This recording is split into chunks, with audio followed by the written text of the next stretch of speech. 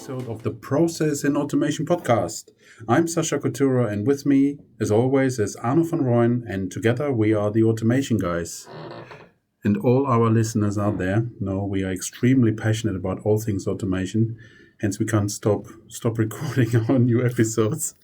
And today is again a bit of a premiere. Since we started the podcast last year, we recorded all episodes apart from each other via Zoom, which worked very well. But today we are recording it here in London in a meeting room. So it's really, really exciting to do this together for the first time.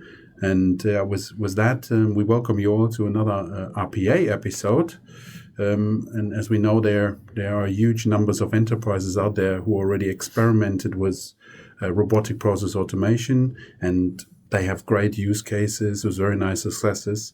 But scaling this up very often is still a challenge. But as RPA starts to become more and more like a commodity and the standard tool sets, so I think we mentioned it last year already. So Microsoft started to put this on everyone's machine. So hence everyone is a bit more focused on that, and everyone wants to get onto that automation train as well. So, but here on the podcast and the feedback we get over and over again, we get asked, how easy is it actually to learn RPA, and where to start and how to make it a success? So Arno, let's kick it off. Is RPA difficult to learn? Thank you, Sasha, and it's good to be in London today, doing a face-to-face recording. The bottom line is RPA is not difficult to learn, as it doesn't require any programming knowledge to get started. So common RPA tools like UiPath, for example, can be used by recording tasks without any coding. And, if you have advanced tasks that you require inside your robotic sequence, as they call it, some limited programming skills are required. RPA is probably one of the easiest technologies to get, basic grip or grasp of in next to no time, and, build up skills very quickly. You could use it regularly to automate many of the computer tasks you previously had to do manually, and this saves a lot of time. So this is responding to emails, creating spreadsheets, management reports, little things like that you have to click around and scrape data from various systems. So RPA really takes that burden away and speeds that up and really make your day a bit more productive. All right, then let's have a look at some of the reasons why RPA is not too difficult to learn. So to start learning about RPA, that's the first big part. You don't need to be a programmer. You don't need to have programming skills or sort of development knowledge. A lot of people who work with RPA tools and software are actually not programmers, as they use RPA to automate sort of the tasks they are doing manually. And of course, as Arno mentioned earlier, that saves a lot of time.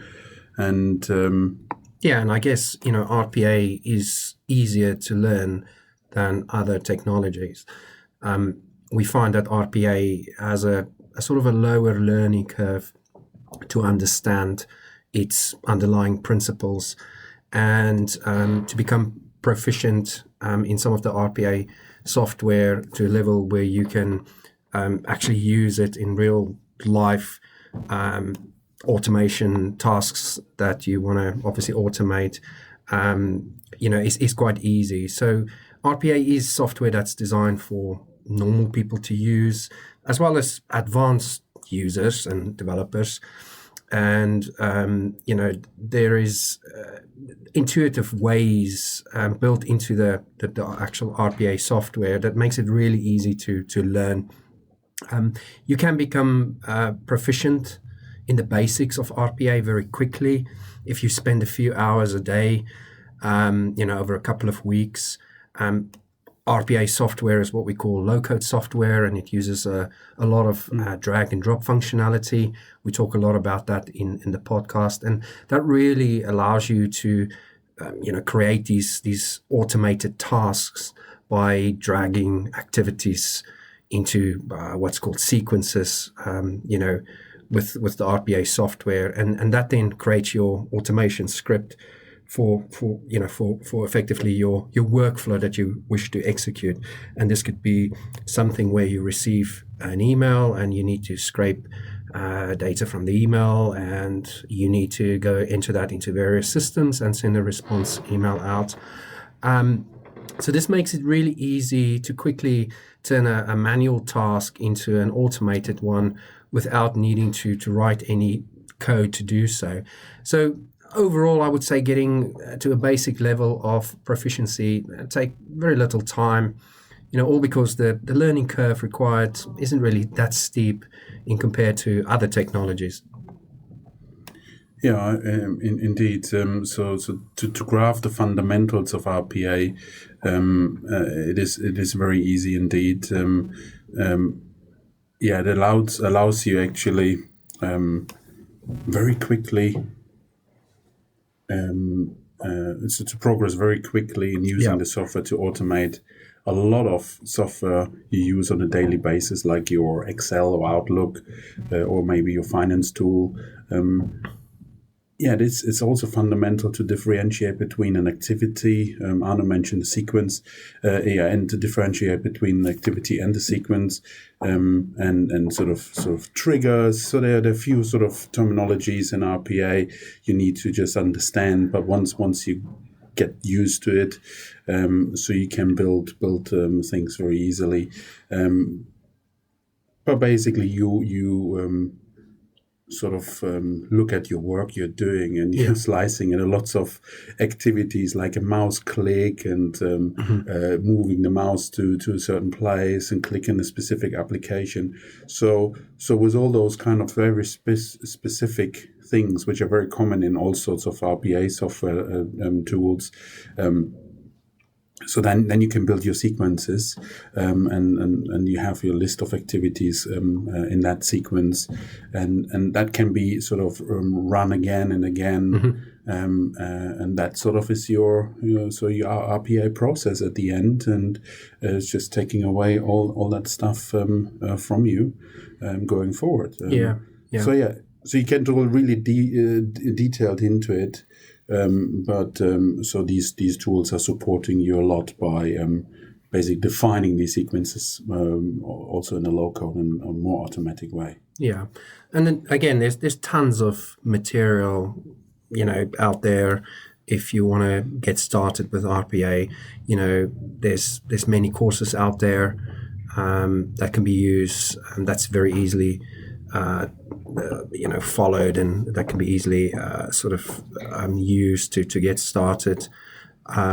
We at Automation Guys, we've got a couple of courses to actually get you started with your RPA journey. This is anything from automating stuff that comes into a shared inbox, for example, CRM automation, marketing automation, onboarding automation, lots of courses on automations with inside finance, the basic things that you want to get started with. Of course, there's also many RPA learning aids outside, the kind of official kind of curriculum that's out there for these type of courses. I'm talking about forums, YouTube videos, etc. And again, I think, learn by doing is the best. Most people find it easier to learn by doing. It's a bit like driving a car.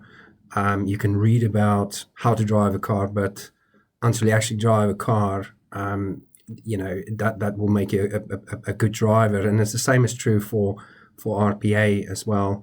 And, you have to practice the RPA skills. You have to, build your first robot, your first automation, understand, what RPA can do for you in terms of the tasks that it can automate for you, stuff that you might do day to day. You can find an opportunity to say, well, this is something I do every day and it's a repeating task.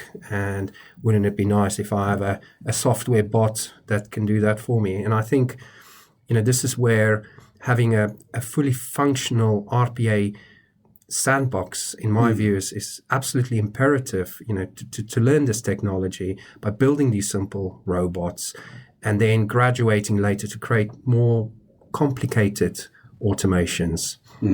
Yeah, absolutely true. So setting up with RPA or starting with RPA sometimes can be a bit tricky. So this RPA Sandbox is really, really important and should speed up learning, or will speed up the learning. And so we know from lots of people downloading a software like the vendor maybe suggests is easy, just pressing setup.exe. But yes, very often there's prerequisites, and then this driver needs to be installed, this library needs to be on the machine. Is the server version the right one? So all these things sometimes can be a challenge if you're not a very technical person.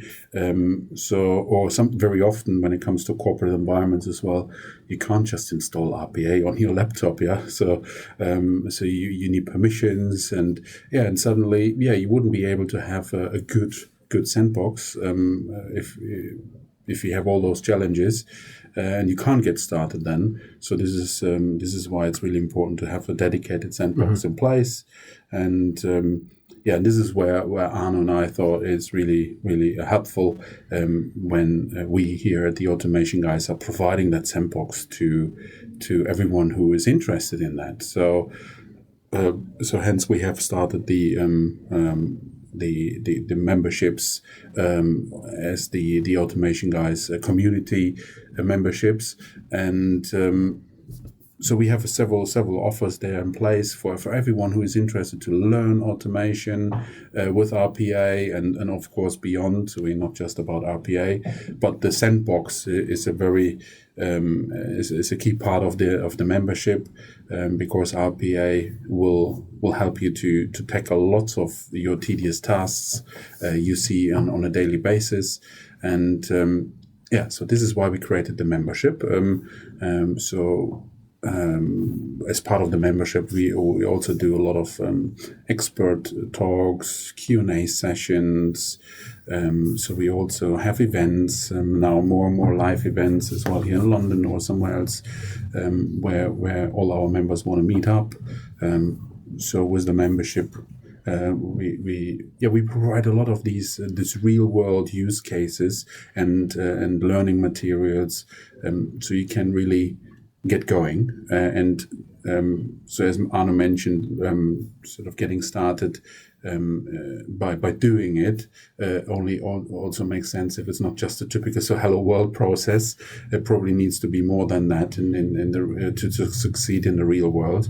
So hence we have created a huge list of modules you can go through. And with that membership, we also have a community with other like-minded people. Everyone is as passionate as Arno and I in that community, hopefully. So you will then join that community, and you can bounce ideas, you can get advice, ideas of use cases, what else can be automated, what successes have others seen. So all these things come together in the Automation Guys community, and this is what we invite you to have a look at and to join. Yeah, so it's very exciting announcement actually, and we, like Sasha mentioned, we felt that learning RPA by actually doing RPA is the best way to get up to speed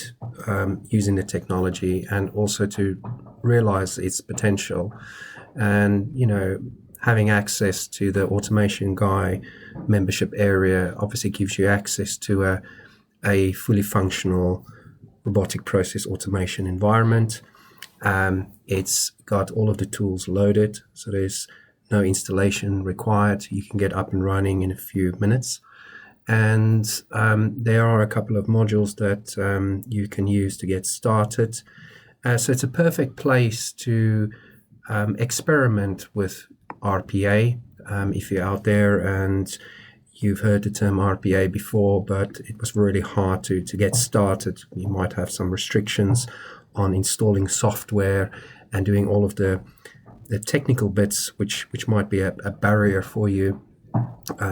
What we're doing is we're making that go away. We provide you with the environment itself, and really it provides you a springboard to kind of get started and show off your skills, how you could use RPA to start these automation journeys by automating little tasks, playing with automation inside the environment. And hopefully, like I said, you will then graduate towards something bigger, and perhaps you could promote this inside your business, show off your skills, show off what you can do with RPA, and get noticed in the process. I think that a lot of people has got the skill and ability to use automation technologies, specifically low-code technologies. We've definitely seen some creative business citizen developers, as we call them.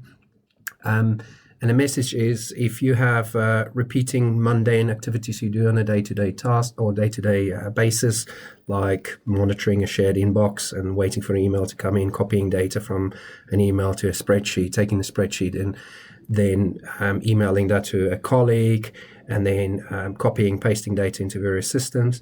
The sandbox is a very, very good way to practice perhaps how to automate those mundane activities. Yeah, and ideate, isn't it, on things. What is the art of possible as well? What could be done? Maybe you have an idea. Hey, I have a spreadsheet with 1,000 rows. I don't want to process it manually in the finance system. Okay, let's play around with it. What can I do with that spreadsheet? Can I go to another website and populate maybe some fields I do daily manually? So I think it gives really also room for not just practice, also for just take an idea a little bit further without risk. This is the thing. So you don't have to go to your IT and say, oh, can I please install this here and run this here on the environment? Everyone will say no. But here, in this sandbox. Yeah, you can do it risk-free. So what's included? So we've installed RPA software for you that you can get access to pretty much instantly. We've also installed Microsoft Office, so you can get access to Excel, Word. So if you want to do some automation around that, PowerPoint, for example. We've also provisioned a fully functional Outlook account for you. So if you want to play around with sending and receiving emails using a robot, that's all possible. That's all included. So it's a very exciting offering. It's a very exciting place to go and play. We also included a CRM application, which is a dummy application loaded with some data. So what you can do is show off your skills to interact with a CRM application. Of course, in the real world, you can transfer those skills to interact with your own CRM application once you adopt RPA. So what we want to do is just kind of make this really easy and accessible to potential RPA developers out there. We know there's lots of them. We know that from the feedback we get from the members of our podcast community, a lot of people are interested in this, and that really prompted us to really provide this solution for them. So it's exciting to get people involved in that. Please go to our website, automationguys.net. You will find there is subscription options. Feel free to have a look at that and become a member and challenge yourself. And obviously we look forward to lots of people utilizing these sandboxes and providing us feedback of the sort of things that they build, the sort of things they wish us to actually put examples out, and really kind of just grow the community and really push the boundaries of automation further. Yeah, and this is just a start. So whatever we have prepared for you to look at on the automation sandbox and in the 24/7 community and member zone, This is just the start, but there's so much more to come. And of course, for everyone who's joining and gives us feedback, so we put more and more content in there, more use cases, more modules, learning guides, whatever comes up as feedback as well. It will be exciting to become a member. All right, so I think that's it. Yeah. So that announcement. Yeah, that's it for now. As always, thank you very much for listening, and come back next time and for our next episodes. And please share your feedback as always. We really appreciate that. And so until next time, let's automate it.